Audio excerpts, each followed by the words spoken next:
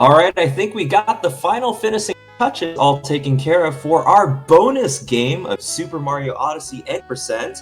I'd love to welcome back to the stage Serenmew, who will take us through an amazing run of Super Mario Odyssey, thanks to all the donations who have come into the weekend. So, Saren, take it away. Hello, I'm back again. You can't get rid of me that easily. We're playing a different game this time, another Mario game, one I'm a little less familiar with, Super Mario Odyssey, but really good any percent in this game. Most games you'll see any percent is just like, a bunch of glitches, or you're just running through walls to the final boss, or warping to an incorrect area. But this game, you basically get to see all the main kingdoms, which are the levels in this game. And yeah, it's just an overall really good any percent run. But yeah, I got Odd Cape back with me again. And I also have Darrow, who, if you watch this game in any capacity, you probably ran into. He's kind of hard to miss. Done a lot of commentary for GSA and stuff like that. How you doing, Darrow?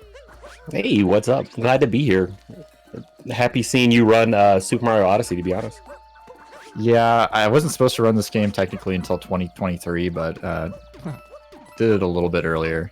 Had a little bit of a bet with Darrow that I would run it after like 5 years or something, but you finally baited me into buying the game after I got a Switch. But yeah, I guess let's just rock into it here. We're going to load up a new game. There's a trick you can do called Daylight Savings Time Abuse, which involves resetting the clock, but I'm kind of a noob at this game, I'm not going to lie, so we're not going to be doing that. But yeah, I guess we'll just start now. So on go, I will start. So 3, 2, 1, go. Go. All right, so for those of you that stuck around for the Super Mario 64 that just happened, compared to Super Mario Odyssey, yeah, they're both Mario games, but they're very different. So where both games have a lot of movement involved, like Sarah was just saying, Super Mario 64 tends to have more glitches and things like that, where Super Mario Odyssey is more of, nailing that movement, nailing the jumps that you need to do.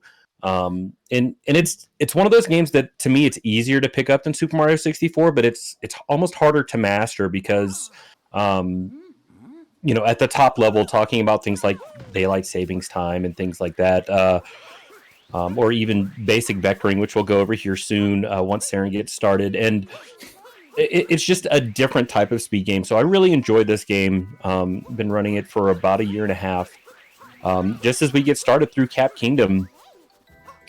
Cap Kingdom is a really quick kingdom, the first kingdom in the game. You pretty much go in here to fight Topper, and that's it. Some of the world record holders can do it in 2 minutes and 17 seconds and like super fast because they're doing all of these like buffered inputs and things. But I prefer the movement that Saren's doing now, which is super comfy.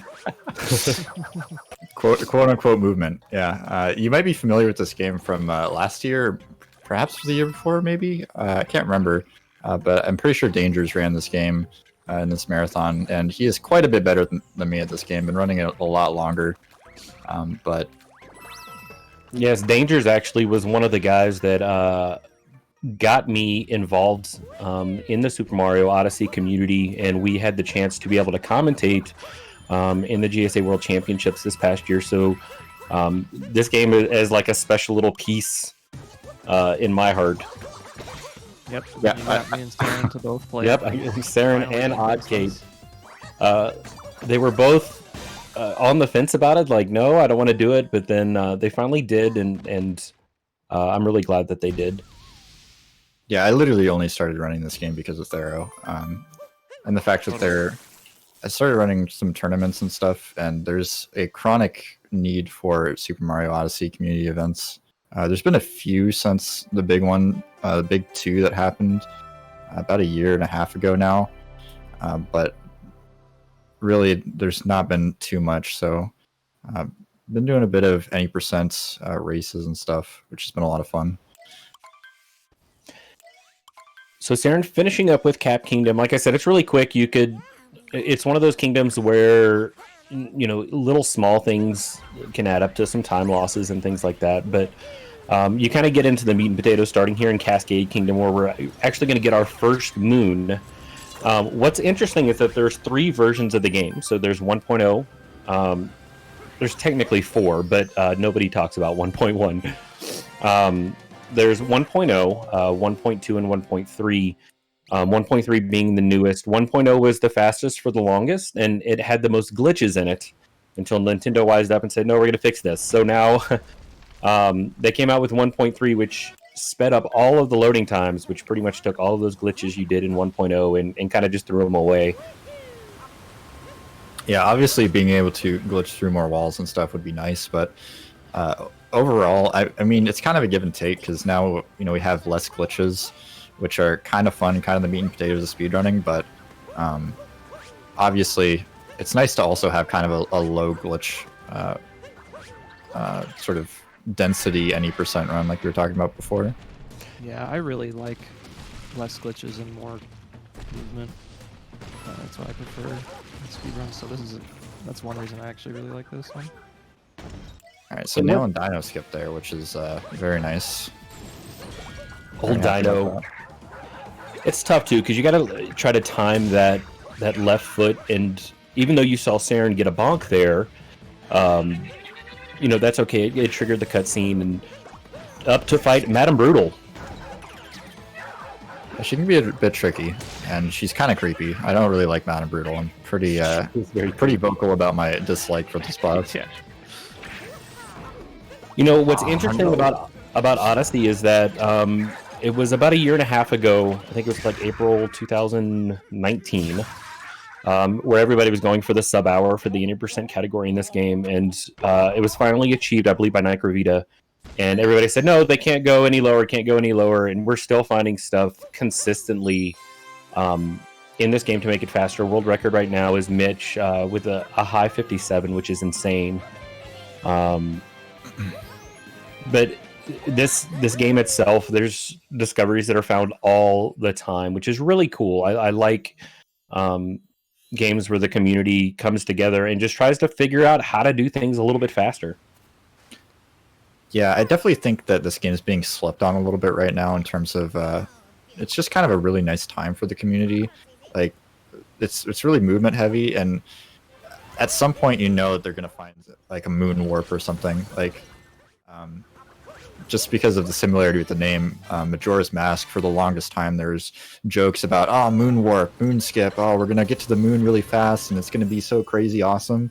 And they finally found a trick that lets them do it, but it completely murders the game in terms of like what you see, what you do. There's not a lot of like actual game content. It's more just kind of walking around with bombs, walking through doorways, interacting with objects, which it's cool, it's fun as like a glitch exhibition, but as far as like actually playing the game and enjoying it how it's meant to be played, it's completely different. So right now in Mario Odyssey, it's like really nice. Yeah, I agree. And like you said at the beginning, I mean, the viewers right now are going to be able to watch every kingdom with the exception of 2, which is going to be Dark Side or Darker Side. Dark Side, you have to have 250 moons to get to. Darker Side is 500 moons. But you see every major kingdom in the game. So you actually get to kind of experience that as well. Sand is my absolute favorite kingdom, but it's a kingdom that you can lose time really easily in, especially if you're getting like comfy and you're like, yeah, I'm feeling good about this sand, and then all of a sudden you're like, man, I just lost 35 seconds. Where did it go? But sand is my favorite kingdom because it's just non-stop movement. Yeah, unlike SM64, you don't have to exit the stage every time you get a moon. So, which is really cool. I mean, I run both games. I run Super Mario 64 and Odyssey, and I will say it's nice to have that when you have that momentum going, to not have to like stop and then start back over at the beginning of the kingdom to get the next moon or the next star. So I do like that. Saren going for what's called bird first. So this is the more beginner intermediate routing is to grab this bird first. And the reason why is you can actually get the bird towards the end of Sand Kingdom here. But your timing has to be fairly spot on to make sure you hit the bird in the right spot. Yeah, this is also the kingdom where daylight saving time abuse would come in. So what we do instead there is you plant a seed into a pot, and as you enter and exit another room where you collect a moon, it'll actually shift over to the next day, which will change it to daylight savings time or vice versa, and instantly grow the seed, which gives you a moon. So it's kind of an interesting route. But you have to have really precise movement, which I do not have. So we're gonna go ahead and avoid that for now. And like I said, this isn't like the best exhibition of like top tier movement. But as far as like a game that you can get into really easily, especially if you already have the game, there's not like a practice hack. Like there. Ooh, okay, that was an interesting way to fail that. I don't think I've ever done that before. What the heck? I failed to do a ground pound and instead did a dive, which is pretty impressive. But anyways, as I was saying, in a lot of games nowadays, you'll have like a practice ROM or something, where you'll have a very efficient way to practice the game. Whereas with this one, it's relatively like one of the better ways to practice is to just spam the resets, get familiar with the read, and so yeah, that's kind of what we're kind of exhibitioning here. Is if you want a game that you can get into, you might already have. You might like Mario speedrunning. SMO is a really good option because you're not going to be far behind without hacks or modding your console or doing any sort of intensive grinding sessions. You can kind of just pick up the game and play and be at a relatively competent level. I agree, and like Saren was just saying, movement's key, and you'll notice a lot of the movement that he's doing where he's actually comboing different jumps. And again, if you've ever watched, Dangers or when Bailey used to run, or Timpani, or any of those folks that have like dedicated pretty much everything to Super Mario Odyssey, you'll see that. But it's fairly easy to pick up the game, get like a 115 and any percent with very minimal practice. And how people get around not having that practice hack is they'll actually segment the run. So like me, I have multiple profiles that have save files. So if I want to do MSSL, which is Metro Seaside Snow, if I want to run MSSL, I just go to that save file into that profile and practice it. But there's no way to like reset like Super Mario 64. Actually, to that extent, as a reminder, Team Fastest Furs will group of speedrunners dedicated to building a strong community and using our powers for good. Our community is welcome and open to all, and we currently host 2 charity speedrun marathons per year. For more information, join us on our Discord by using the command !Discord in chat. We've got an awesome community here, and it's really fun and awesome for folks to continue growing the community. Yeah, I highly suggest joining up if you haven't already. I only heard about this community pretty recently through pods. After we joined one of actually the SMO tournament we were talking about earlier, and it's been a really good experience so far. And I've had a lot of fun watching the marathon, and running in it has been a lot of fun as well. So I really appreciate the organizers for not only letting me run Mario 64, but also offering to have me run this as a bonus game. Absolutely, and we just got a massive raid for Ronnie. Thank you so much, Ronnie, for coming by and sharing your community with us. 52 individuals tuning on in, watching that viewer count increase. Everyone, welcome to Fastest Furs Fall Festival 2020. Benefiting Trans Lifeline. We're raised money all weekend long and absolutely smashed our goal of $7,500, now standing at $8,669. But the night is not over yet, and we still have a stretch goal to go ahead and meet. We're just 10% of the way to completing Team Fastest Furs Versa Grande at Video Game Race Showcase. So please type !donate in the chat and go ahead and make a donation supporting Trans Lifeline and putting your donation towards this stretch goal incentive. Welcome on in, everyone. I will say, I saw someone in chat calling the moons bananas, and my wife consistently calls them bananas, and there are different colors for every kingdom. So she says red banana, blue banana, yellow banana. So I thought that was fun. They're just like the bananas from DK64. Yeah, I was just gonna say, maybe she's familiar with those, because there are quite a few colored bananas in that game. They do like bananas though. Yeah, something very convenient about this game, you see him skipping a lot of cutscenes here. Definitely cuts down a lot on the gameplay time, not having to watch all these cutscenes, and there's no sort of like having to, you know, die on the same frame you collect a moon or anything like that, where you will see in other games that you have to do. So definitely very kind of the developers to give speedrunners that gift. Although I miss watching cutscenes. I really like watching cutscenes in speedruns, I'm not gonna lie. I like the breaks. I was going to say that Saren did talk about coming up with some sort of category where you actually watch the cutscenes. At one point. Exists. Pretty sure cutscene percent is a category extension. I could be wrong. Okay, I guess we're just gonna grab this cheap now. It's fine.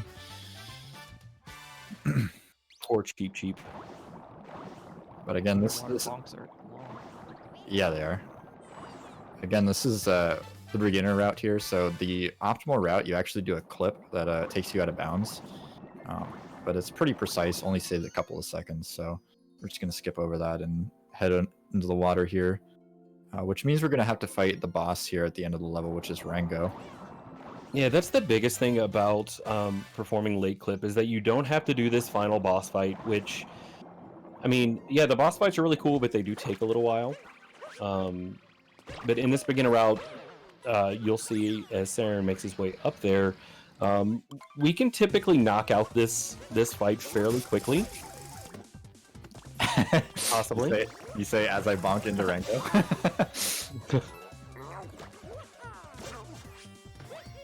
Oh no. Okay, that's actually kind of bad. I'm just gonna take it easy here.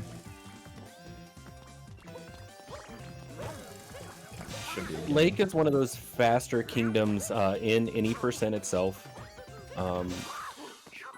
Only getting a total of 8 moons. So the goal here is you have to have 124 moons total to be able to go to the moon, the actual moon, and fight Bowser.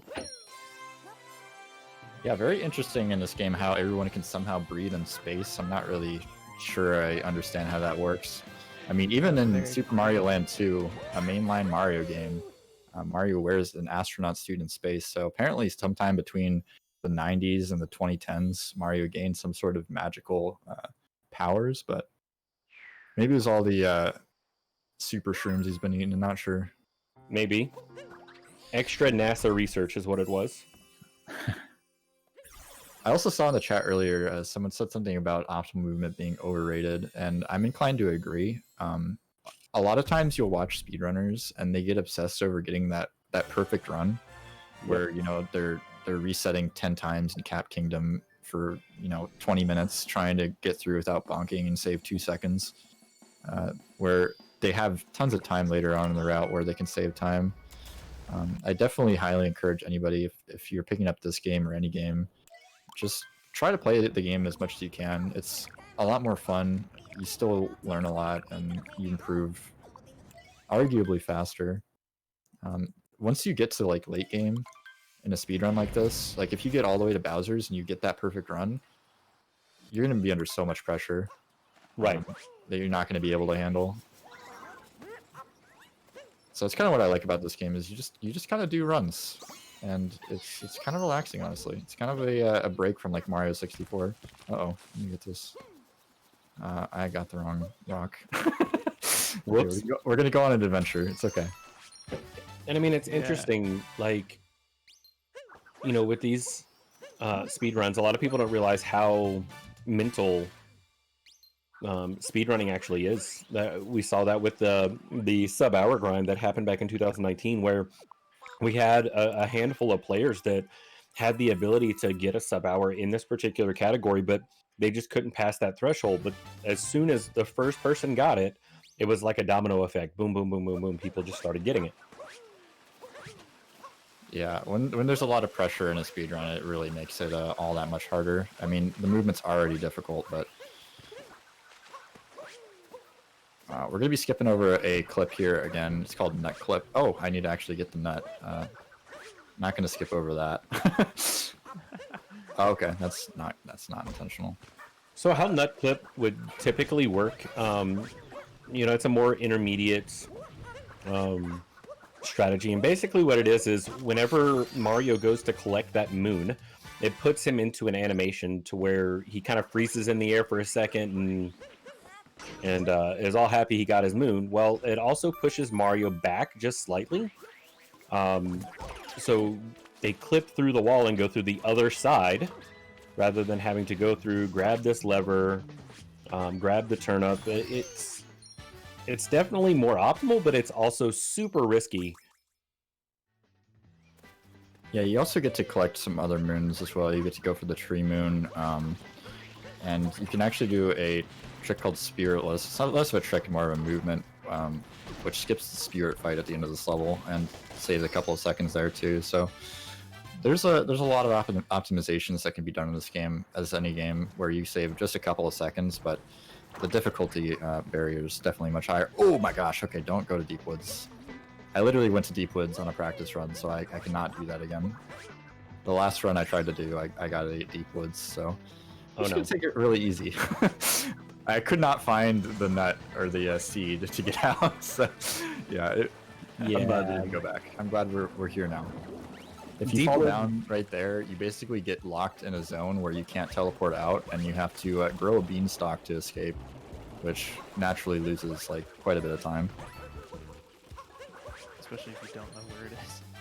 Yeah, definitely can be a bit of a challenge when you don't know the video game very well. And Saren is actually doing what's called the warp route, which Chaos Pringle, who used to run this game on the highest of levels, for world record holder. Warp route, basically what it does is, after Saren gets his final moon in pipes, he just warps back up to the top. If your movement is really good, you can actually just go out of the pipe and do the climb back up to save time. But typically, like more beginners, people just starting into intermediate, warp route is suggested. Just because the movement is very specific with getting back up top. It is slightly more optimal, but again, there's a lot of risk for error. All right, my only goal here is to not die. That's a pretty good goal, Sarah. Yeah, that's my goal in every speedrun still. There's another trick here called Flower Road Skip. You'll see here I'm going to be a little baby speedrunner, and I'm going to hit the switch here. You can actually do various kind of movements to skip over this gap here without having to follow this road. But risk of dying is incredibly high, and you only save 1 to 2 seconds. So again, just going to be taking it easy here, as I am a big newbie. Oh my gosh. Okay, we're fine. And basically what it is a lot of the jumps that like you'll see on Twitter, like trick jumps and stuff like that, they use what's called vectoring. And I don't know how they found it out, but somehow when Mario falls at like a 45-degree angle, his forward momentum actually goes faster. That's why people call it vectoring. So when you turn Mario and he's falling at that 45-degree angle, you gain more distance. It's kind of weird why that was programmed, or why. I don't think it was intentional, but I would definitely assume it's not intentional. That seems like a really random thing for the devs to intend. Yeah, it's like rotating Mario side to side when Rebby Rees. Right. So like the easiest place to practice, if you were interested in practicing it, is actually in Moon when you first get to the moon. Because of the low gravity, you can really, it's super forgiving. And you can kind of see, you can make it completely across the first trench just with one vector. It's really cool. Yeah, we'll see if I go for that. I'm not the best at vectoring, I'm not going to lie, so we might just skip over that whole ordeal. But yeah, trick jumping is pretty popular in this game. It's kind of amazing how big of gaps you can clear just with Mario and Cappy, and just nothing really else, just straight up jumping. You know, Cappy being that super unique aspect to this game, and that's why a lot of Super Mario 64 runners were kind of hesitant into playing the game because of Cappy specifically. Because it does change kind of how Mario moves, but I think it's kind of like, I don't know, in Super Mario Sunshine with Flood, like it just adds a little bit, but to me it doesn't take away from a lot. And generally when people start to play, they're like, oh, this is really kind of fun to chain all of these really cool jumps together. Yeah, it's kind of crazy how much you can chain together and how much like movement potential you have in this game, just from spin pounds and vectors and roll canceling and all sorts of stuff like that. Like if you watch high level players like Dangers or Lightron or Dansta or anybody like that, they literally move Mario in ways you don't even think are imaginable. Like with Mario 64, you're just like, you're kind of cruising, you try to not slow down anywhere, but you're generally doing things that make sense. In this game, like Mario's literally doing like crazy backflip front motions, right? You've never really thought were possible playing through the game casually. And that's where, I mean, whenever they found out that you could actually buffer movements, like while you're rolling, so you see when Seren's rolling, you can actually buffer inputs while you're rolling into when Mario stops rolling, he immediately does a spin pound. It's super interesting, and it is very different from most Mario games from what I see. That's crazy. I didn't even know that. I almost pulled a Thero and died in the beginning of Cloud Kingdom, but luckily Don't do that. we pulled it together there. And it's funny because, this is one of the kingdoms that I, before I kind of took a break from the game, really practiced and was grinding it down as much as I could, and then I came back and I immediately died on Cloud all the time.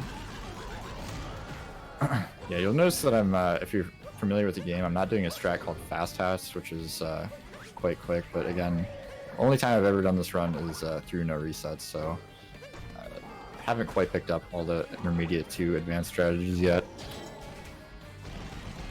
Yeah, Fast Hats, the first two are typically fairly easy for folks to get. It's the last one that actually uses iframes to be able to grab the hat. This is one of those kingdoms that there's not a lot of potential for time save as of right now. But it doesn't stop people from experimenting, trying to figure out how to make it just a little bit faster.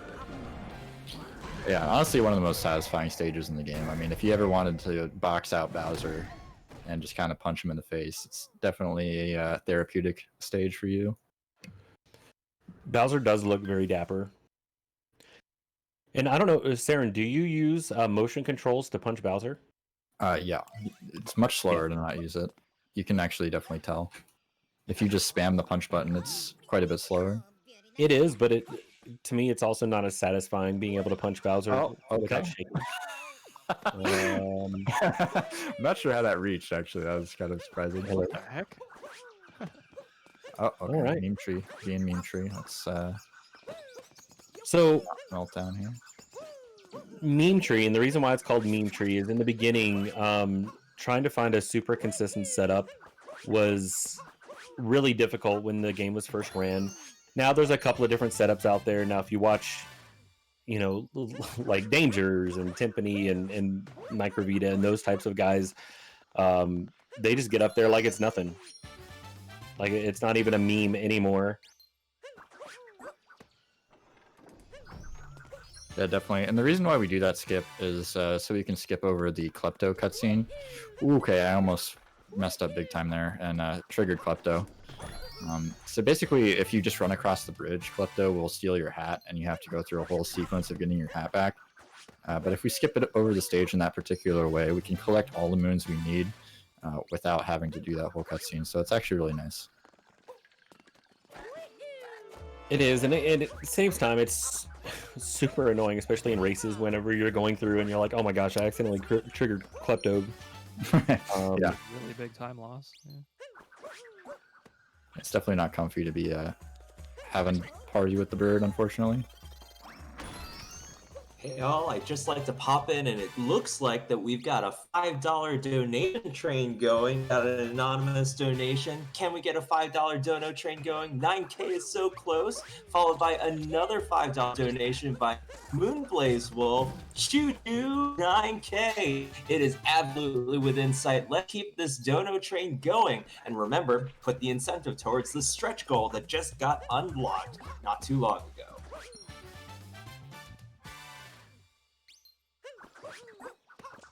All right. So Saren finishing up his time here in Lost.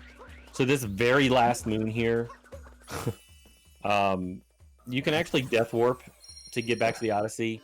It is faster not to, but for beginners, we normally tell folks, hey, just die there. You'll go back to the Odyssey. It's no big deal. Yeah, I probably didn't save time there with that movement, but it just feels better in my heart not to die. So That's fair. it's a nice stepping stone into actually saving time, you know? That was a pretty good loss. That was Yeah, a pretty good loss. Lost is one of my favorite kingdoms. Like, if you do it really quickly and all the moons just flow through so well together, you get out of there really, really fast. And it's just really satisfying. I don't know why. It's just something about that stage just makes me really happy. The only thing I don't like about it is it has some of the best music in the game, and since you don't trigger Klepto, you never hear it. So Yeah, I agree. The music itself in Odyssey is really nice. oh yeah. You know, I've noticed that some of the older folks like me don't enjoy it as much as some of the other Mario soundtracks, but I really like it because it is unique and it is that full orchestral. You know, I would have to say I probably like it even more than Galaxy. Yeah, I think it's my favorite Mario soundtrack, and I'm a diehard Mario 64 fan. But Mario 64 just does not have the soundtrack that this game has, and I think part of the reason is just because the cartridge size is so small. They really couldn't cram that much music on there. But with Odyssey, obviously they have all the space they could possibly want, and they really went a lot on it. Unfortunately, one of my absolute favorite songs of the game we won't be seeing, which is Your One-Up Girl in the festival. We'll be skipping the festival in this any percent run just because it is so slow, but there are other categories that are very similar to any percent, such as World Peace, where you do see the festival. And it's really cool. It's like a 2D section for Mario if you've never played the game, and kind of brings back that nostalgia. Okay, very happy I didn't fall there. I'm gonna go for a time saver here called the City Hall Yeet. It saves very little time, but we'll see if I can not fall. Alright, thank God. One of the easiest places to fall and lose a lot of time trying to save barely anything, but thankfully it wasn't meant to be. We managed to grab it.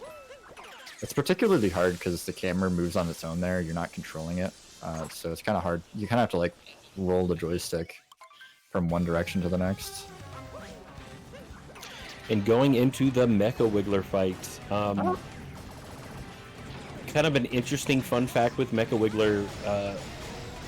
Everybody always talks about getting 2 phases because there's multiple phases to this fight. You can actually get the fight done in 2 phases if you set the Wiggler up correctly, which we see Saren doing here now. Yeah, I almost forgot, I'm not gonna lie. So, with this setup, basically what's happening is Saren is trying to direct the Mecha Wiggler to be out the least amount of time. So you see the Mecha Wiggler's kind of going from corner to corner and kind of baiting him to where, you know, he's not going completely across the battle arena, which saves a significant amount of time. The goal is to get this in 2 phases. So we had phase 1 already, going into phase 2 now. You have to knock out all of his little back pieces. Both those times where I could hit him there, it felt like I was shooting directly at him, but he wasn't getting damage. I'm not really sure what was going on there. That was kind of weird. The hitboxes are super strange with Mecha Wiggler for some reason. And so this is probably one of the only spots in the run that has RNG because the Wiggler goes different directions every single run. So if the Wiggler happens to be overlapping at any point, it kind of messes with the hitboxes a little bit. Yeah, I'm pretty happy with this pace here. I don't really know what pace I am right now, especially with my minimal game knowledge and practicing, but I definitely think I'm on PB pace here. It'd be pretty sick to pull out a PB, even though my PB isn't quite optimized yet. My Metro exit for a 115 is a 32:21. So yes, you are on PB pace. You mean Metro Night or Metro Day? Metro Night. Okay. Let's go. Nice. And speaking of keeping up pace, looks like this dono train is continuing to go. Fruity Waffles, thank you so much for continuing on that donation train.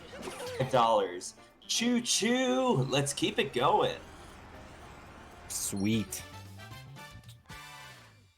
Yeah, I will say this. I've been speedrunning for about, I don't know, 2.5, almost 3 years now. But only really speedrun Mario games, and I think it's because of that nostalgia. And I saw chat kind of talking about they feel old. I was actually I was 12 when Super Mario 64 came out, and I got it for Christmas. So I'm kind of one of the older speedrunners in the community, and I really enjoy watching people go back and play the games that I enjoyed, even if it is a different way. I don't know. That's why I'm so connected to Mario. Yeah, I mean, I started playing Mario 64 when I was like 5 years old because it was like my first game console ever. Actually, I think I got a Game Boy maybe first, and I played that first and some Pokemon, but the first game that I really got obsessed with was definitely Mario 64. Either that or Ocarina of Time, and it's really cool to be on Twitch and see like young kids, even now today, like 20-something years later, really enjoying like archaic video games that you'd think by this point kids would be like, oh, I want to play Mario Odyssey all the time, but I don't know, some of these games they're just like, they're never gonna die. Mario Odyssey is kind of the same way. I don't think Mario Odyssey will ever go out of style. I definitely agree. And yeah, Super Mario 64 came out in 1996. Super Mario Odyssey, even because Nintendo talking about an Odyssey 2, I think that people will still come back to this game because it is so unique, and it's kind of what started Mario speedrunning back up. I mean, before Odyssey, there were some Galaxy speedrunners out there that did really well with Galaxy. But before that, it was pretty much Super Mario Sunshine and Super Mario 64. So I was really happy to see how big Super Mario Odyssey exploded when it came out. Yeah, Mario Odyssey is still one of the biggest games on speedrun.com, and it's for a reason. It's a really solid speed game. It's a really solid game overall. I think it's one of the most speedrun games of all time, and it definitely got a lot of people into not only this game, but other games. I know, just from my own experience, from like running events and stuff, that's not going to make it. Yeah, okay, that sucks. But there's a lot of people that never played Mario 64 before or had very little experience with it, or even Sunshine, and they have crossed over, and now they're running in the 64 tournaments as well. Yes. So it's pretty cool to see people coming from one game into another one, just from exposure to the different communities. And Odyssey definitely brought a lot of people in that never speedran before. I agree. I definitely agree, and shout outs to the runners who have run this game for the past few years, that have really kind of helped build that community into what it is. I know, Saren, you were talking about the Super Mario 64 community before. If this is a speed game that you're interested in, I would definitely check out the Super Mario Odyssey Discord. It's probably one of the most helpful speedrunning Discords I've been a part of. And they're constantly talking about how to make it better, and there's no silly questions. So if you go in there and ask pretty much anything, nobody's going to be like, "Oh no, are you kidding me?" No, it's pretty awesome. Yeah, I mean, some Discords will get a lot of flack, but honestly, any Discord's going to have its share of 12-year-olds, especially when there's thousands of members. But pretty much every Discord I've been a part of, if you go in there, they're going to help you out, and it's kind of what we need in speedrunning to get more people in it, is just people being involved, people welcoming in new members, and just kind of showing them the ropes. So it's good to see. So I do want to point out, I don't know if the viewers were able to catch that, but when Saren was up at the top, he ground pounded and a little 2D Luigi came out. So that art actually gave him 200 coins. Oh, that's not a typical thing that happens. So, let's try that again. When this game was first run, coin count was very important because there are 2 moons that you have to purchase. But since being on 1.3, you don't really have to worry about that as much because you do get those 200 coins right there here in Metro, so you don't have to worry about the last moon that Saren's going to have to buy soon. Yeah, it really makes you wonder if there was some sort of insider at Nintendo that was a speedrunner and they just got really mad at coin counts and added in that hint art, because I can't think of any other reason why they would just randomly add extra bonus coins there. Seems a little too convenient to me. It's just like Right? that ramp. Rainbow Ride. Yeah, they knew for sure. So, finishing up with Metro, which I know is one of my favorite kingdoms. I know Saren has talked many times about how there's real people in Mario. But I really enjoyed the aesthetic of Metro and being in the city. I think it's really cool. Heading into snow now. So as Saren drops into snow, there's a big snowstorm going on, and typically you'd have to do the Bound Bowl to get the Story Moon to clear this big storm over Shibuya. But we're not going to be doing that. Yeah, we're not very helpful as any percent runners. We just want to get through and get as many moons as we can. We don't care if the world's in shambles. We don't care if everyone's dead. All we want to do is collect our moons and save the princess and Cappy's sister. Nothing really else matters. We do save Metro from the Wiggler just because we're kind of forced to. Right. But if we didn't have to, we would basically just ignore all the bosses that we can. Priorities. Exactly. We're entering into the happiest place on Earth here, Shiveria, which has the greatest populace and the greatest song in the game, so everyone enjoys this tune. The tune is really catchy, I'm not going to lie. So this will be the last spot that Saren will actually have to buy a moon. Like I said, you buy 2 moons in the game. One is going to be earlier in Wooded, and then here in Shiveria, you also buy a moon as well.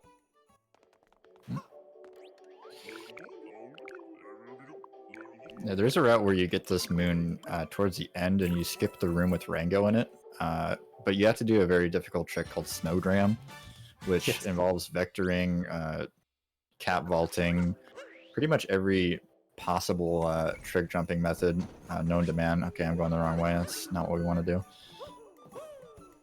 But Snowdram is incredibly difficult. You can see that the top tier runners have some issues with it. It's very setup heavy, so if you don't do it quick, you actually don't even save a whole lot of time. Yeah, I've seen runners with sub-hour struggle on that trick, and okay, I've gotten the terrible camera here. That's okay. We can fix that. So, and in Super Mario 64, we can blame Lakitu, but we can't really blame Lakitu here in Odyssey. All right. Yeah, luckily, we don't have to explain 3D cameras and 3D space anymore in video games. We're just kind of told to accept it. So we don't have to have Lakitu Brothers, but okay, that's not optimal. So, this first subroom they're called Taifus. We get 2 moons in. We get 2 moons here in these subrooms. If you achieve that world peace, so in like the longer runs, you can actually get 3 moons. There's another hidden moon in each of these subrooms, but in any percent, we just do 2. Nope. Saren kind of scaring me just a tiny bit. I'm just trying to see if you guys can, keep on your toes here a little bit. I don't want to make you feel too comfortable. This is a speedrun after all. We do blame Cappy for a lot. So there's some weird things that can happen in this game. One of them is called a Valu dive, which is named after a runner who no longer runs the game, which is Valu. And basically you throw Cappy out and you go to dive on him, but for some reason you dive to the left or right versus actually diving on Cappy. But yeah, we're going to see another subroom here. Now, what's kind of interesting, I keep up with a lot of the Super Mario Odyssey developments, and a super recent development is actually in the room with the Goombas. We'll see Saren having to stack up some Goombas here and to be able to open the door to get the star.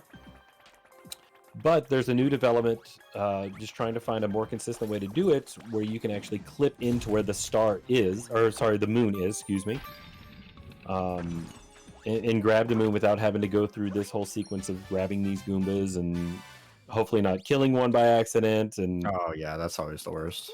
Oh, or just bonking into the wall there. Okay. Whoever's idea it was to stack up Goombas is amazing. Yeah, I'm not gonna lie, yeah. It's so funny. It's so random. So luckily we can just do a couple dives there and clear that gap pretty easily. No sort of vectoring anything required. No catapults. So not a terrible thing to die there, but obviously a little bit suboptimal. And Isn't then there room in this game where there's like 30 Goombas stacked on top of each other? I Yeah, wouldn't I doubt it. believe so. I know in Sand Kingdom there's actually one where I believe it's like 10 or 15, and you have to capture them and then jump out of them to be able to get the moon that's above them, which is pretty cool. Yeah, so we've broken 2 of the 4 barriers here to unlock the races and help all the people in this town, but we're just going to peace out after this room because we only need 1 more room. We're not even going to beat the boss because we don't care. Yep, and the boss would be Rango again, but what's weird is for this particular Rango fight, and the reason why it's not optimal at all, is you only get 1 moon, where all of the other, or most of the other bunny fights, you get 3 moons. You get the 3 triple, or the 3 story moons. But so we don't fight Rango here. It's not worth our time. We just grab the moon and get the heck out of here. Headed to Seaside, which is my absolute favorite kingdom in the game. Really? That's surprising. I love Seaside so much. To kind of give the viewers a preview of what's coming, there will be an out of bounds clip. This is probably, to me, one of the biggest, I guess, glitches that would be in the speedrun. That was found about a year ago. It's called Fish Clip. Really? Is that recent? Yeah, it was found actually maybe a little bit longer, right before 1.3 came out. Okay. Because before, I'm trying to remember what we used to do. We used to do the notes room. Yes, notes room. Used to do notes. That's right. I know that because I used to watch you try to get the notes moon and you would just die constantly. Or not And die, get angry. but yeah. Well, now that I run Darker Side, I don't have an issue with it anymore. Yeah, you've had a couple more opportunities to do it for sure. Alright. A little bit dicey getting up there, but we got the hard jump, so that's all that matters.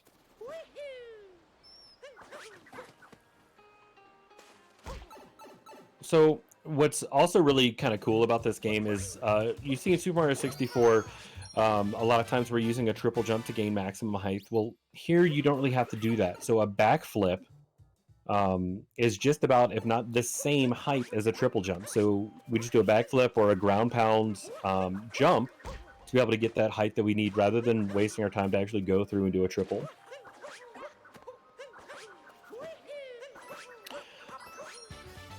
All right, so Saren's doing this 2.5D area, which really kind of confused me when I started running the game, because it messes with your brain a little bit, because it's trying to tell exactly where the moon is consistently. I use the shadows. I'm not sure what you do, Saren. If I just kind of wing it.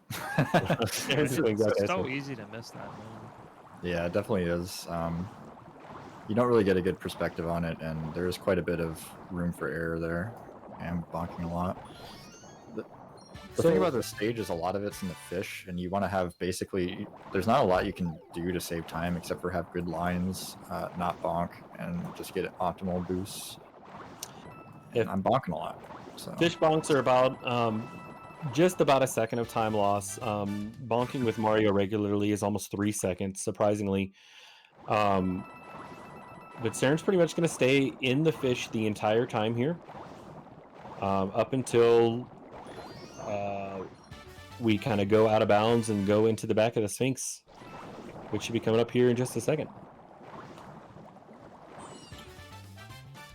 Yeah, one thing we haven't really talked about that much is the motion controls in this game, and a lot of people are kind of scared of them, coming into it from, like, especially other Mario games, because it's just kind of a different experience. I know I definitely was, okay, I need to get this moon. Alright, there we go. It's definitely more subtle. Fish can be a little bit fickle sometimes when you're not really in control. Just a little bit. I don't know if this is going to work, but we'll see. I think it will.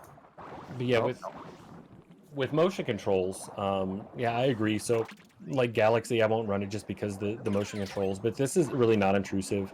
So, basically, what Saren's trying to do here with this fish clip, of course, is get the cheap as much out of bounds as possible, and then get out of the cheap, and then recapture it, which allows you to go kind of through the floor.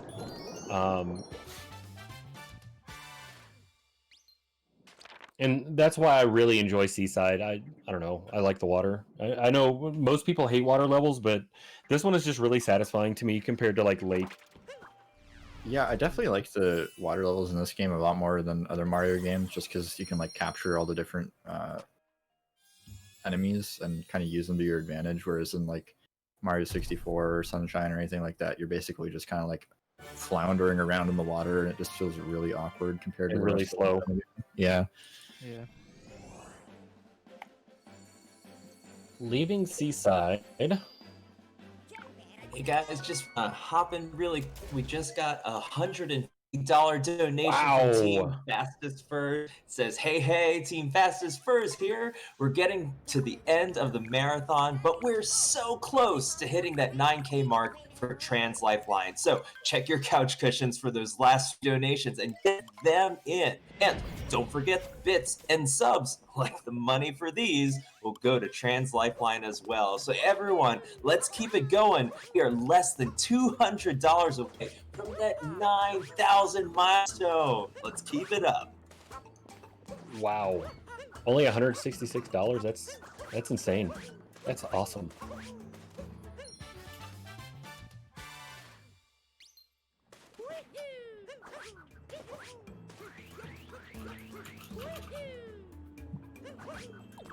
Yeah, I'm really glad that I got that salt triple, or not salt triple, but the salt jump.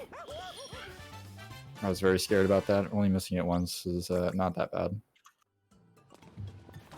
Yeah, that particular jump people tend to struggle a little bit with, but once you kind of get that consistent setup, then you're just worried about doing it as fast as possible.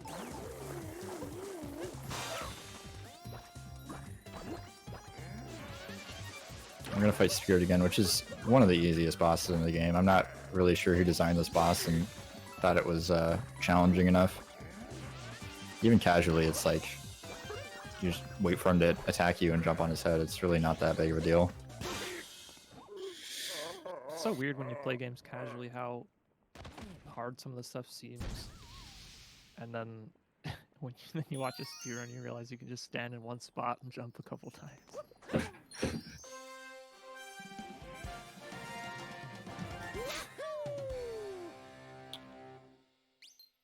Wow.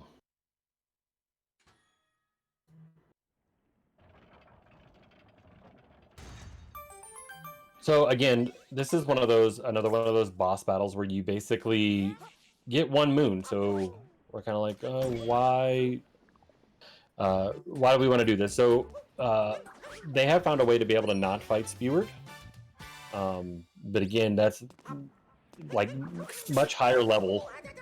Yeah, it's super hard and it doesn't save much time. I think it's like 7 seconds in this level, if I'm not mistaken. That is like, isn't that like the hardest thing? I don't know if it's the hardest thing, but I know that most people don't go Pretty for it. hard. It's pretty hard and pretty optimal. Don't you have to literally land on invisible? Like, Yeah, it's kind of a pain. an invisible platform in the middle of nowhere. Come on. There you go. Sometimes Cappy doesn't work with us very well. Yeah, Cappy is definitely an easy target for sure. So we were talking about motion controls. One of the things you could do with Cappy is you can shake while you throw Cappy out, and Cappy will home into what's supposed to be the closest object of interest. But Cappy doesn't always listen. Yeah, some of those things, like the homing mechanics in this game, are a little funky, like around trees and like poles and stuff. Sometimes Mario could just kind of like home in incorrectly and you end up bonking and losing a lot of time. And that's the thing too with Cappy. Cappy also homes in on moons, even though you cannot collect a moon. with Cappy. Oh, okay. Not do that too early. Never done that before.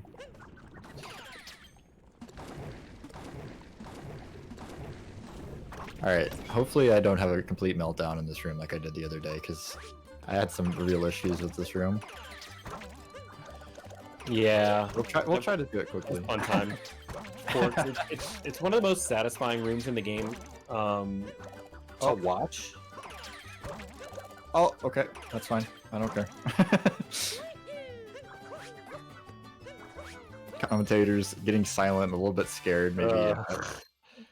Giving him a big anxiety, I apologize. Just a little bit. I'm always scared when I'm watching people go through that. Yeah, the only people I really feel comfortable with are like... I keep talking about it, but Lightrun is one of the most underrated runners of this game. I agree. The dude is insane. Okay, I'm just gonna go around. Sometimes these potobos are not nice. You know, and especially with this community, if you don't know who Dangers is, I would definitely check out Dangers also. Dangers and I have been friends for a pretty long time, and Dangers is one of the, to me, the pioneers of SMO, which is really cool. I definitely put a lot of hours into the game. I know he's been playing a lot of Fall Guys recently, but I believe he plans to make a comeback to SMO. Yes. I'm not too close with friends with Dangers, so I can't say for sure, but it's hard to imagine Dangers just disappearing from the community at any time. It's kind of a pillar of the community. Every time I try to clear those cheese blocks off that switch, I get literally every other cheese block. So, the one that's on the switch. So do you want to know a secret? Just shake the controller, don't use the button. I figured that out Wait, what? quite Yes. recently. So when you're going to hit the cheese blocks, just shake your controller. Don't use the button to throw the pans. Just shake it.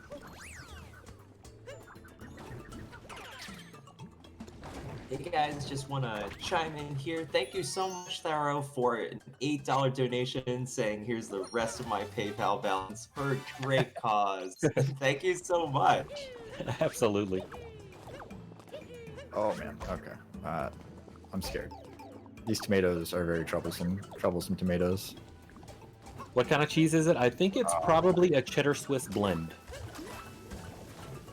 Oh, come on. So there is another setup for this as well, which I'm going to show Saren. You already tried Kelly.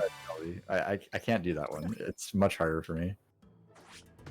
I think it's optimally slower, right? You're talking about the ground pound one? There's that one, or you can just triple as well.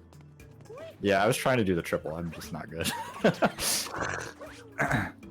As evidenced by all the bonks. All right. I'm going to be heading up to the meat plateau. Unfortunately, this is another kingdom that we won't be saving the kingdom from the cockatiel. Yeah, we're not even going to watch the cutscene and give them the light of day. We're just going to skip right past it and move on. So And yeah. I'm really happy that we didn't take a dip in the Pepto-Bismol much at all. That's very, very nice.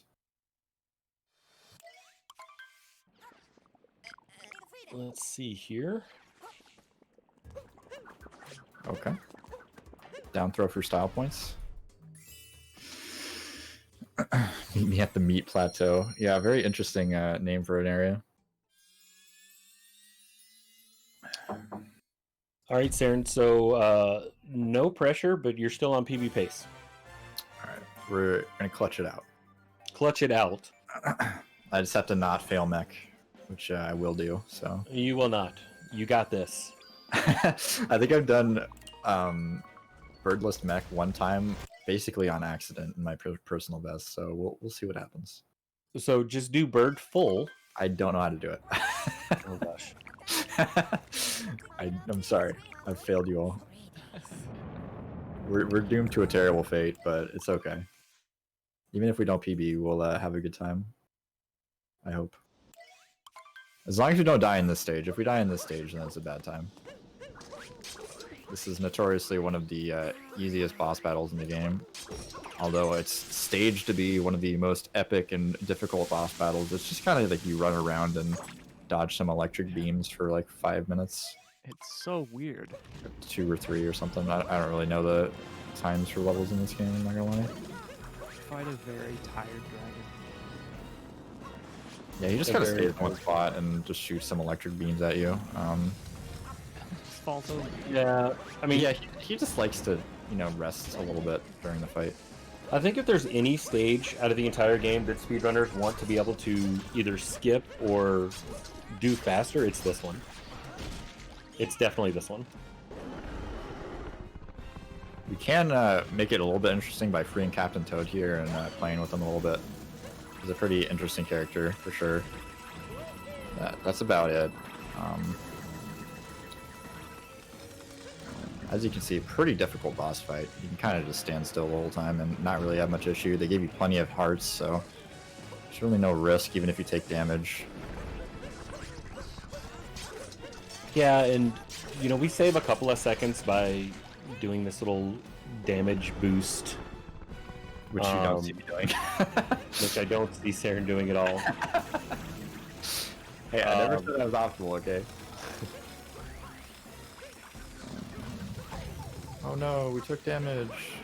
Luckily, we have a full bank of hearts. Oh no, we took damage. So, the goal is that you can actually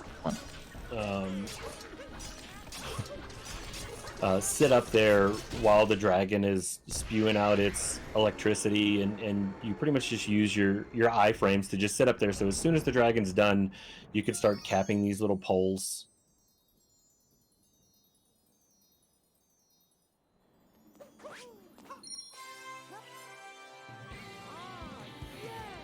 All right.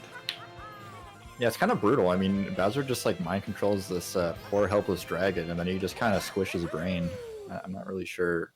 I still want to know about the wildlife in this game. So you knock the dragon out, but the dragon is sitting on top of this column by its chin. Yeah, don't worry about it.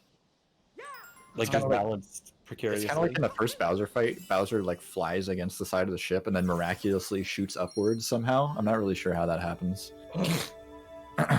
As much as I've run this game, I don't think I've ever realized that until you just said it. Yeah. No, the first time I saw it, I was like, wait, what?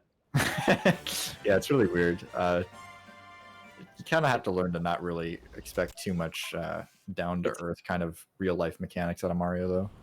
It's a Bowser wall kick.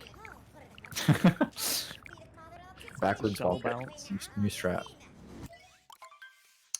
All right, speaking of Bowser's, heading into Bowser's Kingdom now, which is kind of interesting because it's all segmented up into little islands. But we're only going to get a couple of moons here before we move on, but this is a larger kingdom because of the space in between all of the moons. Yeah, it takes quite a long time, and we have to fight a couple of brutals as well. I'm going to go for a strat I'm not too good at here just to attempt to save some time and potentially swag out a little bit. Oh, okay. Oh, okay. We're not going to get it. That's fine. We're just going to lose time. So what Sarah was attempting to do was called Bird Dram, where you can actually get this moon behind by throwing your cap and then just shaking the controller, and it'll immediately put you back into the bird. But unfortunately, the bird fell off and said, nope, I don't have time for this today. You're not capping me, buddy. Yeah, Mario's kind of crazy in this game. Like, he just gets this weird superpower and goes kind of mad with it. Starts possessing everything he sees. Even if they don't want him to. I mean, even the poor helpless residents of the Metro Kingdom, he just kind of controls their minds. Might be a bit of a humanitarian crisis, honestly. I don't know about you, but I personally wouldn't want Mario to control my brain to use an RC car. Maybe just, ask me nicely to borrow the RC car could also work, but... But see, they're already prepared because if someone's already wearing a hat, you can't capture them. So just wear a hat all the time, and you'll be safe for Mario. Yeah, apparently they got... not. Then he just bops you once and then does it anyway. Maybe. Yeah, but I mean, at least they're trying to protect themselves. I mean, they got their tinfoil caps on. Save them a little bit. That's fair. So, Saren, heading up now, here soon we're going to be fighting two of the Brutals. One of them we saw at the very beginning of the game, which is Topper. The other one is Harriet. Now, as Saren is grabbing these shards here, I'll kind of explain. So, it's kind of split the community of Super Mario Odyssey for a long time. And it has no bearing on anything. It's incredibly controversial and very important, actually, if you didn't know. It's the choice of doing Harriet first or Topper first. So I do Harriet first. Oh man, okay, this is actually kind of scary. Oh, please! Harriet first is the optimal way. See, and Harriet first is where I go first, consistently. Saren getting some value dives and then getting poked by the Pokemon. I'm so confused. Oh, that's really bad. Oh no. Oh no. That's a very tragic way to lose time. Luckily, the moon stays spawned, so that's. It does.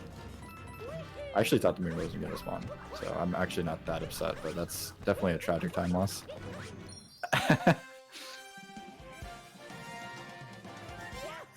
Oh man. You had to do all the shards again? That would have been horrible. Yeah. So what's really cool, and I do like that about this game, is the fact that even if you get like 2 shards and die, when you come back, you'll still have 2 shards. You only have to get the last 3. Oh wow. They're coming with the game knowledge. I try. Or I've died a lot on shards. Oh, okay, can't see myself. That's okay.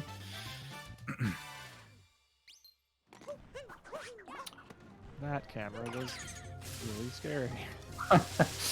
Yeah, there's another dram you can do there where you throw your cap towards the pole, grab the moon, and then you teleport directly to the pole afterwards. But really tight movement. Not super comfortable with it. I'm gonna go ahead and skip over this checkpoint. We'll see if that comes back to haunt me here. So what's interesting, we keep bringing up the term dram, and it's used for quite a few things here in Super Mario Odyssey.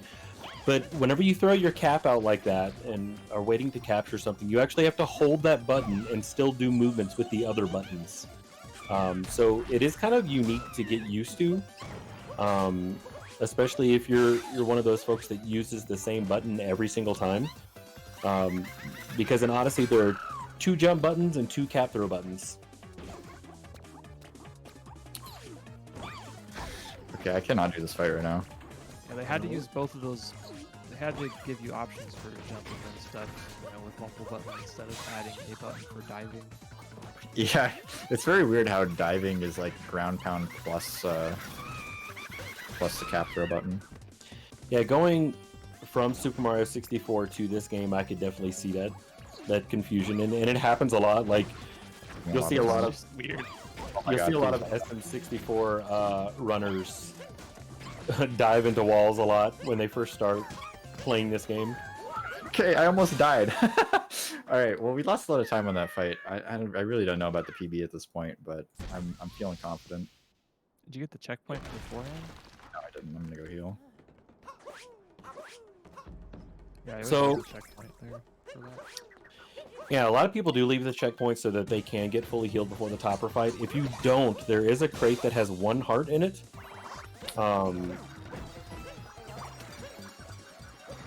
But you kind of run a risk if you don't get the checkpoint. So if you do die, then you respawn back by the shards versus right there next to the Brutals. So I was lucky. it all depends on how confident you are. Alright. Pretty mediocre bunnies fight, but I'm happy we're through it and we didn't die. I'll say that much. Agreed.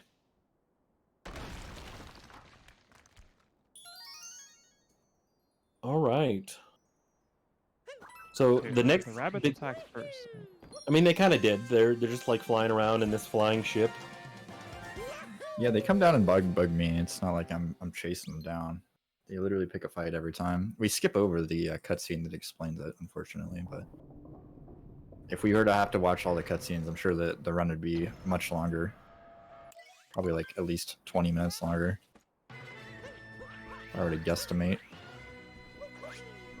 Kale gonna sneak on in. Want to give big thanks to Oddkate for her donation of $20. Let's get to 9K. Really loving the support here live on going with this run here. Sarah, you're doing an amazing job. Let's get to that 9K, everyone. Yeah, we're so close. It is really, really close. Don't have to counter up. $8,862. Okay, yeah, that's pretty close. So only $138 more to hit 9,000. That's phenomenal. Oh gosh. Okay, that's fine. Get the checkpoint for good luck, even though we don't need it.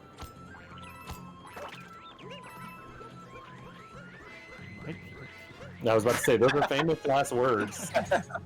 If I needed that checkpoint, we have bigger problems than we're gonna have problems with the mech fight. Just rolled past that light rod thing, just rolled off the edge before. Whoops. So I don't know how to stop rolling. Going into the mech fight. So there's multiple ways to be able to do the mech fight. The beginner strat is going to be the bird strat, which is you actually use the bird to get on top and stay on top of the mech. Birdless is kind of the first intermediate. But then you get into things like target acquired, where you're buffering all of these different inputs and stuff. And Oh, okay, that's unfortunate.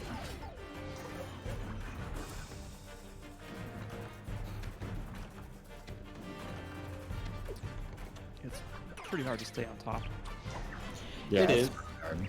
The game kind of freaks out when you're on top a little bit. Yeah, it doesn't want you to be there for sure. At all.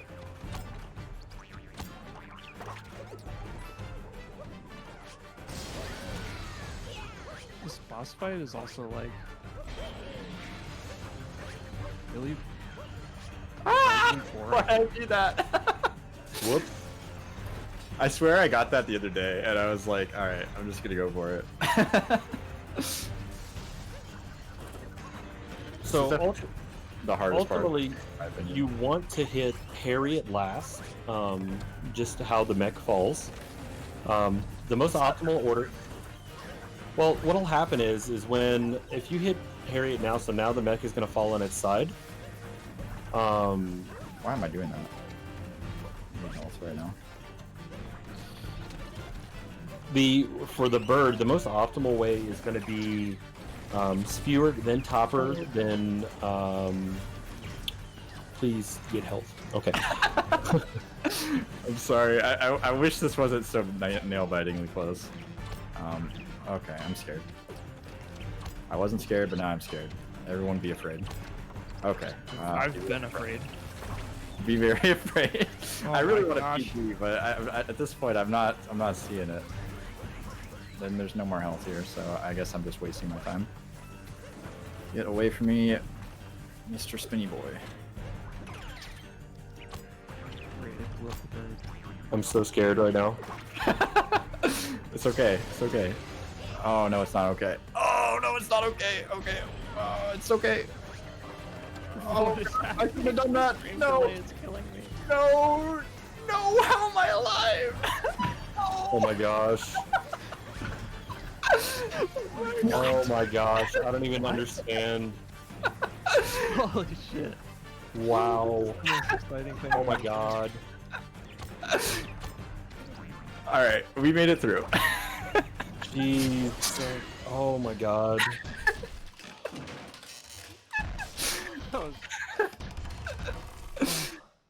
That was. I don't know how in the heck you didn't get hit by anything. Yeah, it was all. You've never seen that strat before, that's because it's the Serenmew special. So Oh my gosh. glad I could share that. That was so scary. We're really just scrambling. Yeah, I'm not gonna lie. That was one of the two things on my list of what I really wanted to learn and practice before doing this marathon run. But I actually thought it wasn't going to happen until like 2 days ago, and I really wanted to focus on Mario 64 a lot more, so I only really practiced with a couple of no resets for this run. But yeah, possibly something to practice in the future. Yes. I'm very glad I didn't die at the least. Me too. I think I can still PB if I'm like a god, but So my moon gold is 5 minutes 58 seconds. yeah, no, or it'll be close though. It will be very close. I think technically I can, but I'd literally have to like play to the best of my ability. I think my PV is like an 1853 or something, 1853. Yes. I don't know. Even getting a sub 120 would be crazy good for me, so I'd be happy with that.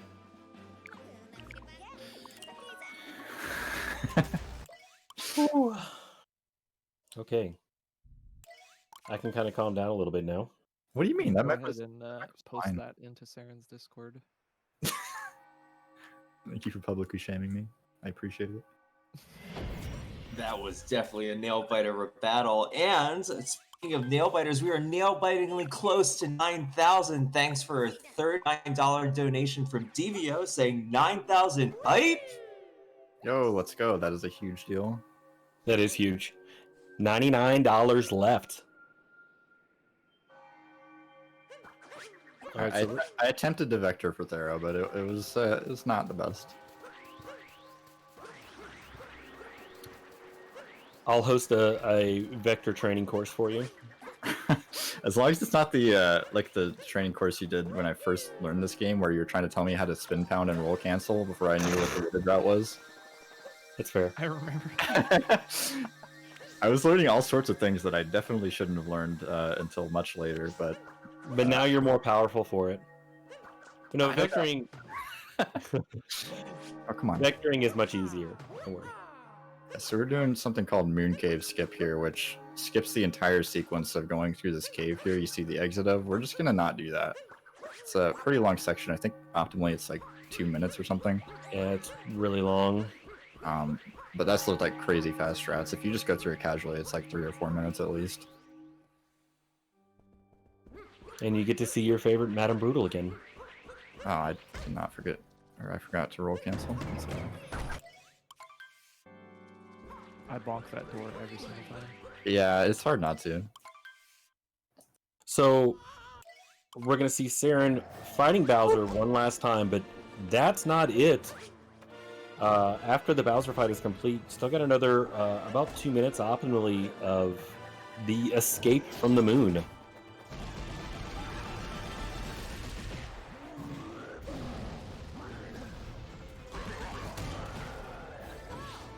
There is another strat. It's very similar to Cloud, which is fast hats. It's similar but not the same. Ooh, please die. Oh man, I'm scared. Same. I didn't realize I was low on health. You will get a hard piece from a hat. So, and what's interesting about that flame is that you could do a single jump if you wanted, or a lot of the flames in the game, they're tied to their hitbox is actually on the ground. So you can actually, while you're rolling, you can boost over them. It's kind of cool.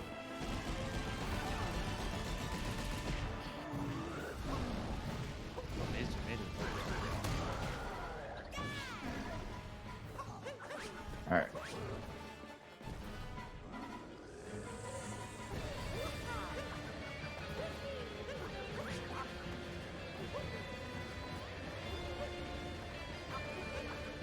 I mean, I don't know. I've had this debate a couple of times. The ending of this game versus the ending of SM64. I think that the nerves in the Bowser fights in SM64, trying to hit those throws that Oddcape was talking about earlier, is definitely more difficult than this Bowser fight.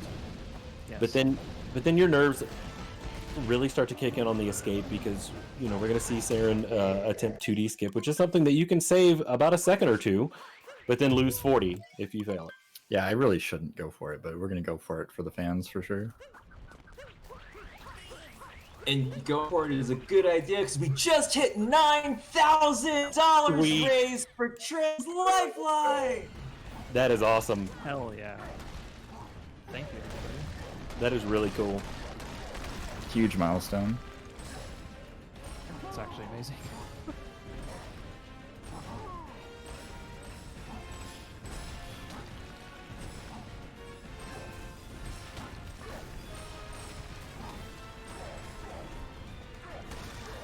Pretty cool section of the game, though. You get to possess Bowser and use him to your will, which is...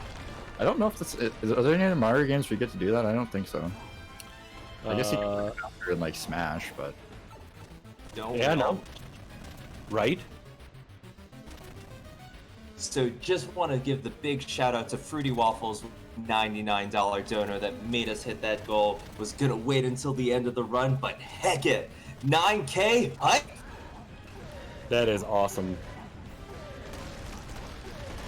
Yeah, very honored to get to close out the marathon here, and very happy we were able to hit that. That's a huge milestone for the marathon. So used to talking about tournaments and speedrunning.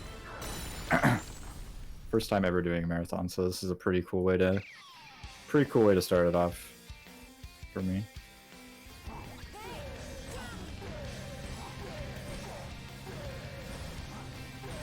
All right. I scared that flip there. I would compare these to throws a little bit, maybe. Doing the knocking down these 4 pillars. So basically, we're destroying the inside of the moon. That's kind of what's happening here. Yeah, again, we're not really concerned about, the world or anything in it. We're more concerned about Princess Peach, even though she's kind of a jerk. Honestly, she is kind of a jerk. I'm really not sure why Mario's so into Peach. She kind of just treats him like crap, honestly. In the final cutscene, yes. Oh, Agreed. yeah. It's like, see ya. And no spoilers or anything, but Serenmew sheriff on you with that absolute. I'm pretty happy with that. I was not expecting you to sub 120.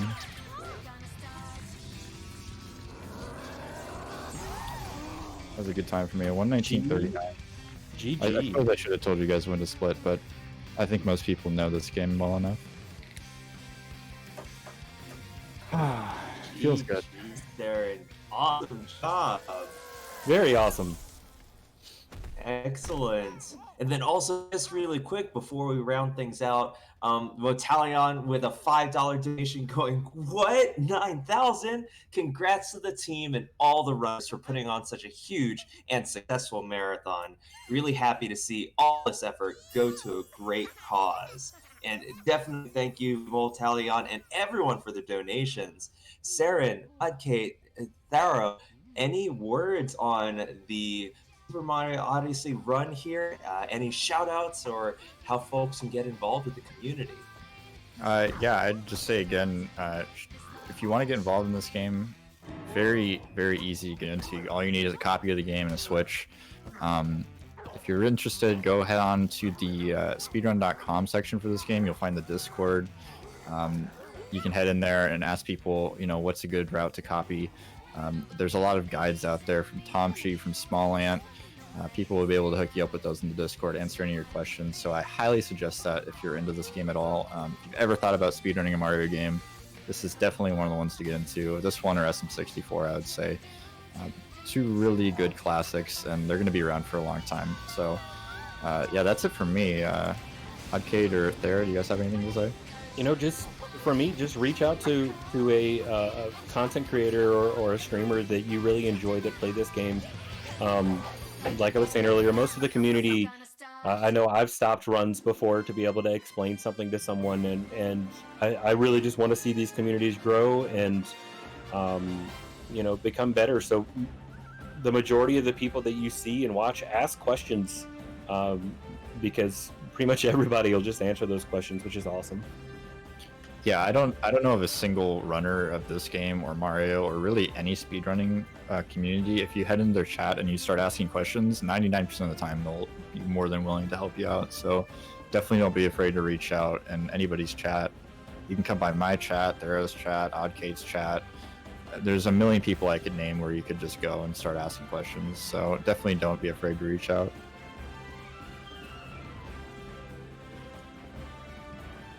Awesome. Huge thanks, Saren, for these two back-to-back awesome runs with Super Mario 64 and Super Mario Odyssey. Oddkate, Tharo, thank you for your awesome commentary along the way as well.